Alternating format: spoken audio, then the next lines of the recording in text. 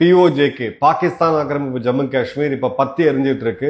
2 நாளைக்கு முன்னாடியில இருந்து பயங்கர தீவிரமான கலவரம். ராவல்கோட்ல நடந்த ஒரு ப்ரொட்டஸ்ட்ல 100க்கும் அதிகமான பொதுமக்கள் மோசமான முறையில light machine gun, sniper rifle போன்ற போருக்கு பயன்படுத்தக்கூடிய ஆயுதங்களை பயன்படுத்தி கொல்லப்பட்டிருக்காங்க.